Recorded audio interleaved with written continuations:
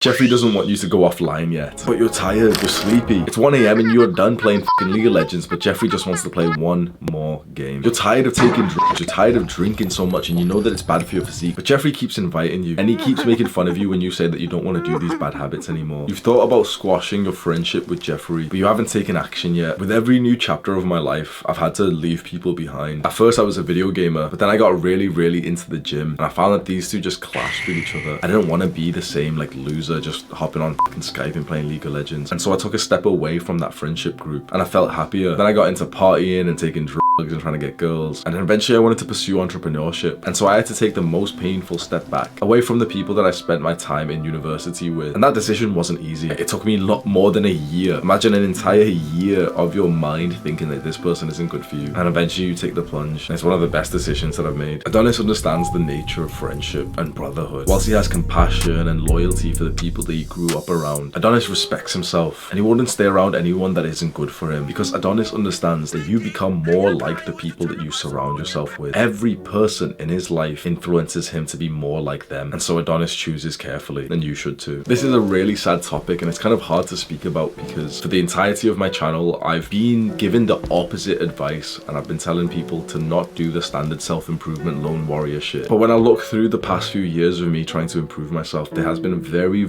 clear chapters where when I started something new like weightlifting and entrepreneurship, I wasn't compatible with the same people, and I am so grateful that I actually dropped those people from my life. But I just mentioned at the start of this video that the people I was with in university, we were going partying, it was literally my best friend who I kind of saw like as a brother, and also the girl that I spent almost every single day for like 2 years, three years almost, and we lived together. It's like 24/7, like we lived together. It took me 2 journals, like imagine 2 full notebooks to decide to leave, to essentially like leave her behind, to like drop her out of my life so I could pursue this business and I could pursue self-improvement full time. The breath like literally fucking leaves my body when I think about this decision, because that is like, the thing is, okay, it's easy to leave people behind who you don't even like. You know, that random kid in your Discord group or something you don't fuck with, fine. This video is for those guys right now who are debating to drop someone in their life who they actually still like and they have loyalty with and they have like a sense of history with, and you've been friends with this person for a long time. The basic sort of real world advice of like, oh, you know, just leave, bro,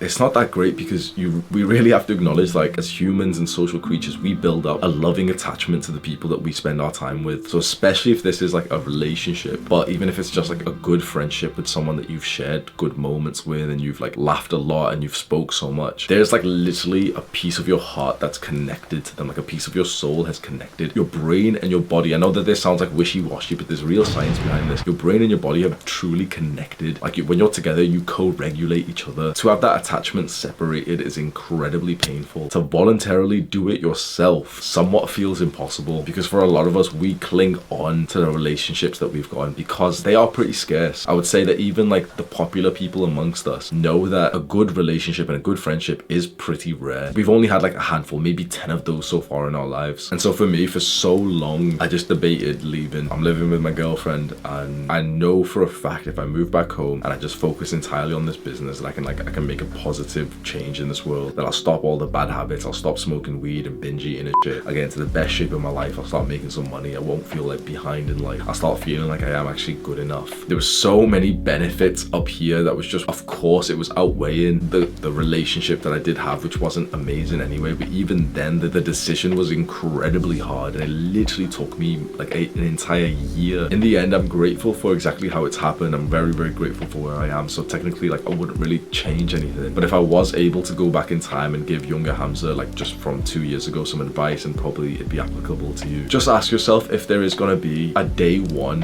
of moving on from this person. Is that realistic, and would it be good for you to eventually have a separation between you and this person? This might potentially seem hard right now, but there is people that you couldn't imagine having this separation, that you couldn't imagine that there would be like a first day in which that person is no longer your friend. And I've got like a couple of friends like that now. But when you so clearly know that yes, there would be like a day one of like moving on from this person, then of course, you know, day 2, day 90. The real question we're just asking is, when do you want that day 1 to start? Day 1 could start today, and you'll start making progress and experience that detachment feeling from today, or it could start from a year from now. So what if you just have a quick flash, like a visualization visualization in your mind of how different the next year would be if day one was today or day one was in a year from now. With relationships and employees, the thing you should keep in mind is hire slowly, fire quickly. Once you know that this person is no longer good for you, that there is like an end date to your relationship, you're just dragging it out. And the unfortunate thing with dragging it out is that you leave with only then that dragged out negative memories. You stayed with them for so long whilst you were overthinking. You were no longer present. You were no longer grateful to be around them. It's way harder, extremely harder to end things when it's currently in like a good day. Like you're probably waiting up until some shit kicks off. You want this person to like randomly insult you or to piss you off, because then it's very easy for you to like, you know, say, okay, no, he did something, so I'm gonna go. The issue with waiting up until there's a bad day for this relationship is that eventually you will get those like good positive thoughts again and you'll want to come back. The real way to drop someone out of your life who's holding you back is to do it on a good day. And this makes it so much fucking harder right now, but it makes it easier in the future. So even on a good day, even on a good moment, so imagine a couple, like the couple are always like arguing and fighting, and the guy's thinking, okay, the next time we argue, the next time we fight, then I'm gonna break up with her. Like, no, because if he does that, he'll go back to her. Because then a week later, a month later, when they've, you know, like sort of like got back in touch, as a lot of couples do, eventually you'll feel good again. When it's good, that's when you have to leave. Because the mindset that requires is that even though it's good right now, it's not good enough to what I want. There's no quick practical advice I can give you for this, because I think for a fair amount of people, this isn't just a quick decision. Generally, the advice of like to do something is like, yeah, just do it. Just go to the gym, bro. Just start meditating, bro. So for this one, obviously the advice, okay, just drop them out of your life, bro. But this is fucking difficult. I'm not even gonna give you the advice of like, oh, just do it, bro, because I feel like you kind of need to go through that mental evaluation where you're truly weighing up constantly. And I think what makes it harder is that whilst you're weighing all this up, whilst you're thinking that you want to drop this person, you still want to go and see them, and like they become your comfort from stress. And so when you're stressed thinking about, let me lose this attachment that feels so valuable to my heart and to my soul, you're stressed from it, you feel quite intimacy deprived, and then you want to go and see them again because that's your friend, that's your relationship. Seeing them through this time makes it incredibly harder. So the one piece of advice I can give you is that if you're currently debating whether or not to drop someone from your life, have a break first. You don't even need to convey this to them because it might be kind of hard to do that. Just kind of don't make any time for them for maybe a week, maybe 2 weeks, maybe a month. Just keep saying like, no, I'm busy. You'll find that after 1 or 2 weeks, and usually if you're speaking every day but you're now just being cold to them, you'll kind of know your answer. If you're finding that you somewhat forget that they even exist and you actually feel happier within like a couple of days, you know your answer. If you find that you're constantly just like thinking about them and you really miss them and you can't even do this idea of like going on a break and not speaking to them, you know that you probably still like really want them in your lives. And at that point, if that's how you feel, that's when I would say to you to like be the leader, be the self-improvement coach, and get this person on the same level as you. Chances are you feel like dropping someone, you know, who's holding you back in your life because they're probably not on self-improvement in the same level as you are. They're probably like doing a lot of the bad habits. And of course we can maybe get like too serious in self-improvement, but the truth is someone who's taking a lot of drugs is not going to be a good influence on you.